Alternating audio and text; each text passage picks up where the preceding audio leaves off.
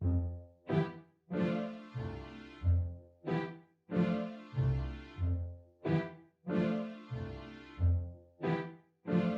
and welcome once again to MSME Matters, our show related to micro, small, medium enterprises and their role in the Indian economy.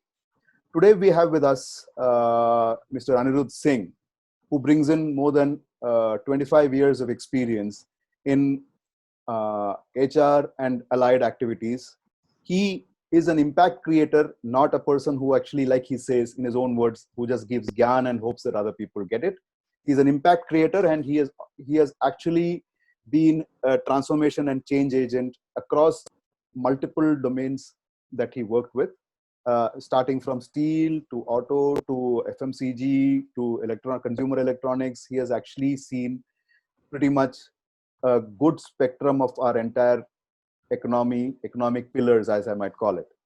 So he's with us today to sort of share his perspectives around the MSME industry in India and how things are looking and what needs to be done from here on. So first of all, welcome Mr. Anirudh Singh. Welcome to the show. Thank you. Yeah. Pleasure. Yeah. My first question would be, where do you see MSMEs taking the Indian economy forward? Or rather, what role do you see the MSMEs performing? Because till now, they have been doing a fabulous role. Currently, there is a bit of a sort of shake-up. So where do you see that going? So in order to understand the MSME sector, first we have to look at where the MSME stand today and what are their contributions and how they are contributing to our overall economic growth. Mm-hmm. So if you look at the MSME sectors, it consists of around 6.5 million units, business units. Yeah. And our 29% of the GDP comes from the MSME sector, and around they employ 120 million people, and 40% is exports is from the MSME sectors. Yeah. So this is a huge sector, to be. And the government is aiming that by 2025 to become a 5 trillion economy, they should reach at least the 50% of the exports through the MSME sectors. That's what the ambitious plan the government has. Also to create 30 million additional new employment. So that's how we are looking at the MSME sectors. Now, in order to achieve these goals, MSME sector has to be very robust, resilient, and modern. When I say the robust, resilient, and modern, what does it mean? Mm-hmm. Sectors cannot be only seen in terms of creating the employment, but also you have to see in terms of that how we can modernize this entire sector. How can we use the new technology in this sector, which is more competitive in today's environment, so using of all new age technologies, such as AI, machine learning, your Internet of Things, data analytics, mobile technologies. How can you bring in these elements to make this sector even more competitive, even more bigger? So this sector is very light on resources and capital, but has good potential to employ a lot of people. So most of the time the organizations, the government is looking at them as an employment creator, but they are not only just employment creator, but they are also entrepreneur creators. There is where the entrepreneur take birth, and they are the one who brings in the new technology, change the entire ecosystem. Now, what I was mentioning is that what are the issues which our MSME sectors generally faces? So if you look at first is the availability of the capital. Mm-hmm. The government has been taking a lot of actions, but I think the ease of capital is much more required, and the norms has to be totally different from what you offer it to the large corporate, because they have the big saving, big cash. The MSME sector does not have a cash which will survive 3 years or 2 years or 6 months of pandemic kind of situation. Yeah. So you have to look at it very differently. The capital norms have to be differently formed and applied to this sector. Another is that availability of the resources and access to the technology has to be more easier for them. Yeah. And then I also look that if you're focusing on your SME sector, what happens? That they can be settling in very small places, such as small towns, small villages. They do not need a large chunk of the land mass. So it also helps to reduce the pressure on your urban infrastructure, right? Yeah. And also, if you look at it globally and even domestically, all the industries, which is such as Amazon, your Flipkart, Ola, or Microsoft, or Infi in India, were all garage kind of Yes. industry, and they grown up to become such a huge thing.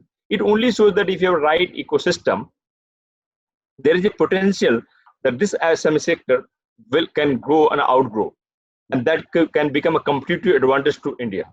Yeah. So we can be a supplier, OEM supplier to a lot of big industries throughout across the world. So rather, always thinking that bringing the big investment, big industries in India settling down, because it takes a huge amount of money, huge amount of time, and it's difficult also for moving from one place to. But if you are supporting your ecosystem, is supporting MSME, you can create a lot of employment, a lot of entrepreneur in this country, and earn a lot of revenue, even more than what you kind of all kind of time and money is spent on the creating a big enterprises. Now, also the technology is changing so fast on day-to-day basis.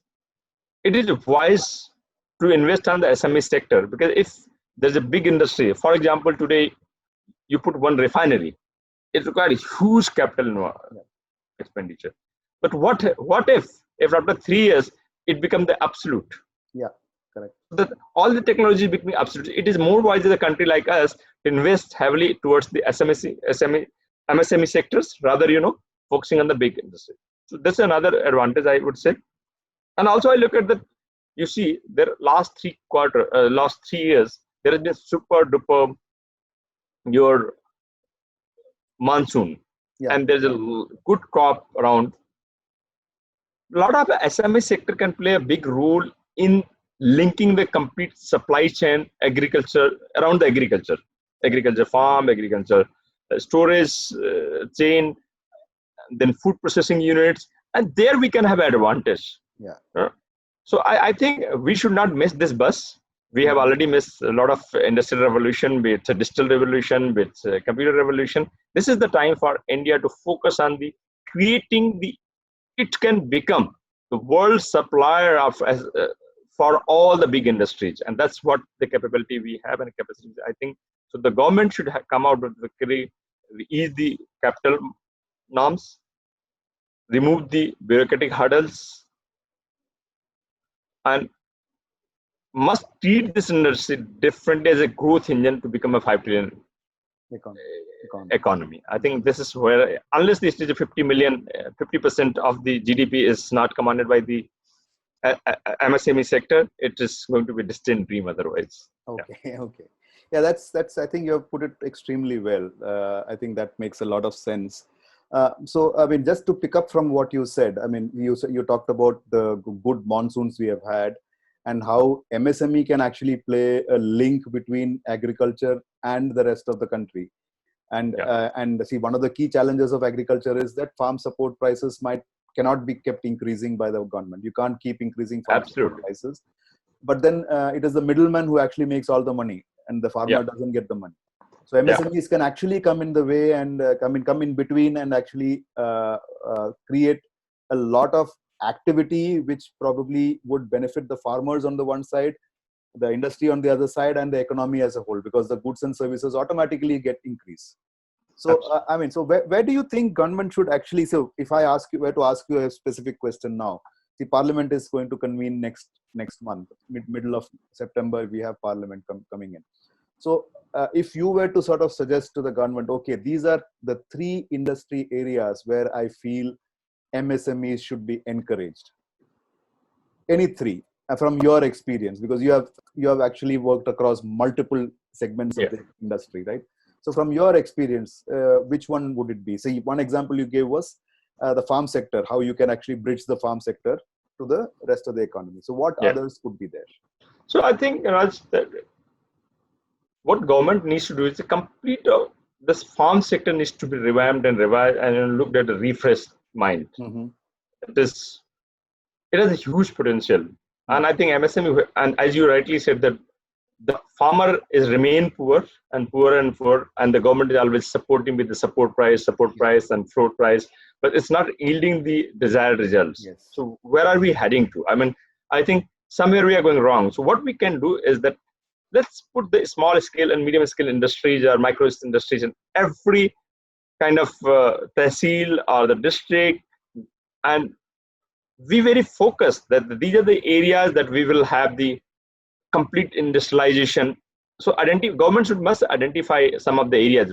If I ask you what are some of the areas coming in my view, my thinking. One is that, of course, the food processing. All right. So kind of processing units around all the country. Second is coming the storage facility. Then how can we partner with our own farmers, like where they can we add the value to their products rather than just simply sending the raw materials and going it to the third person. So the government has come up with easing the norms of mandi that the farmer has to sell in a particular mandi. They can now sell throughout the country wherever they can. So I think these are the good steps the government is taking, but there are a lot of opportunity and potential.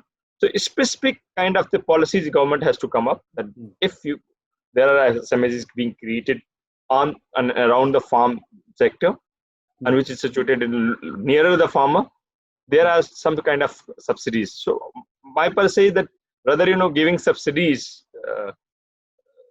for unproductive, it is always better to give the subsidy to create entrepreneur in this country, which will in turn generate the employment. And when the employment generated, government will get more taxes.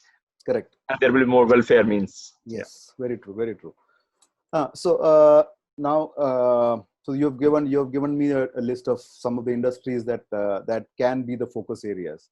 Yeah. So would there be anything specific that you would tell the government? I mean, if, for example, as a citizen of this country, if you are telling government, you know what, as a priority, this is what you need to be doing in terms of providing funds. I mean, so you, like you said earlier, when government has set aside 3 lakh crores after the Prime Minister announced this, although most of the money was going towards workflow, or rather, what am I saying? Cash flow, enhancing cash flows for the industries. So that is fine. MSMEs will get that money. But then what about starting newer businesses? Where do they get the money? Where do they get the loans? Because see, I mean, since I am from Bangalore, I can tell you the VC climate here is still that it is focusing largely on technology driven stuff. So if you talk about a storage facility or a food processing unit, VCs don't wake up. So where do you see that? Where do you see that coming from? So government has to focus more on the capacity generation rather just paying money for the cash flow management. That's what my thinking is. Okay. Number one. Number two is, I think, why can't we position our country as a country which has got superior superfoods, the country of superfoods, produce, pack, and market and create the branding, the Indian food industry. At least some of the industry we can be leader. And I think if government focus on next 2 years that how can India become the leader in the segment of superfood category, that every farmer is producing the foods which has the demand in the market, which is you consider rich in the vitamins, proteins, and other nutrients value, and they are organic food, natural foods. So this is the kind of branding has to be created, the kind of training to be given to the farmers, and that's the area where the expert MSMEs can come over and then have a nice packaging, branding, and exporting. I think this is the one of the area I feel that could be one of the leading edge advantage for the farmers and the country as well. Yeah, and there's a huge market coming up. That's an interesting idea. That's a very, very interesting idea. I mean, this is something, I think this is the first time I'm hearing something at that level, because you are talking about an India brand. I mean, we are talking about Atmanirbhar Brand India. And the fact that, see, in Bangalore, for example, I don't know whether you're aware, Bangalore has this ID, a company called ID, which was sort of, bootstrapped and created, and then now it's one of the biggest brands of processed food. Where if I can put it, they actually make rice dough for making dosas. Pack karke, the rotis are made. So many things can come out. And that is packaged food. I mean, we are talking about the even raw products, right? Raw Correct. vegetables and stuff which can actually become a big That market. has been done a certain extent for rice. So if you look at today, rice, basmati and all Basmati, has become a kind of the brand. So if anybody think about the rice, people are thinking about India. Correct. Tea. I mean, so a lot of products are already in that. But if can we create that whole ecosystem where the world is start talking about the authentic, good quality, nutrient-rich food, Indian food. Correct. Got it. That's a very good idea, actually. Very excellent idea. Rather being the largest exporter of the meat, Correct. or can't we have a, so it is a kind of meat is a kind of raw product you are saying, it is a no brand. Maybe you are able to sell because of the cost advantages or whatever. Yes. Can we create that it's a brand India, from India, Farmer India brand, which is producing the best of quality products anywhere on this world. And I think MSMEs can play a huge role. So the government agencies, government departments, establishing this part of Incredible India. Yeah. I agree with you. We also give the incredible food. Yes. See, Abhi, now if you think about food for your guts and food for your thought. Yes. So if you think about Swiss chocolates. Chocolates. Beautiful Correct. Idea, right? Swiss chocolates. Watches. Watches. Yeah. Summer coffee. So So I think that's an excellent idea. Finally, just one last question, sir, because I think I extended a little bit. I'm sorry about that. But one last question would be, where do you see? Because you are in the HR line. That's why I'm asking you the specific question, because you are, the HR and L&D are the ones who actually create good leaders and good managers across the world. Where do you see the effort of, say, HR and L&D, HR and people development in general going with the MSME sector? Because that is something which has been ignored for a long time. Most of the companies, if you see, micro companies, no chance. Small companies, HR would just be doing some basic leave marking and things like that. Medium companies, yes, little bit is there. So what would be your advice for them as an HR professional, as a person who has actually overseen change management multiple times? So what happened is that a lot of roles are being played. HR role is there, be it a micro or small or medium or the large industries. The role of HR is always there. It's question who is playing it. It's a professional HR or the owner himself is playing the role. Because you have to look at your costing, you have to look at the width and the time, everything else. So I think HR has to play a role that how we see no skill today is going to be permanent. Any skill you learn, it is going to survive maximum 2 years, 3 years, or 4 years. You have to keep continually upgrading, relearning, reskilling, unlearning. And that's where the role of HR is very critical as of now, that how I can create an ecosystem, an environment where my people are continually learning, unlearning, skilling, reskilling.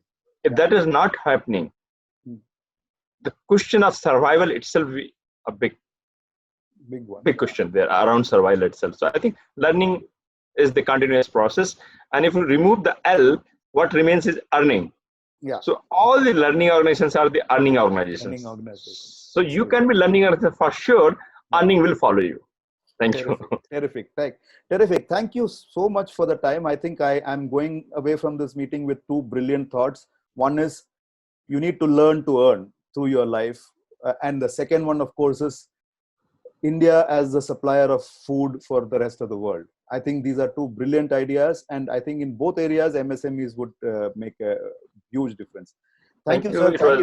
Thank you for sharing your thoughts, and I'll definitely look forward to getting you back on the show someday soon. Sure. Thank you. It was a pleasure.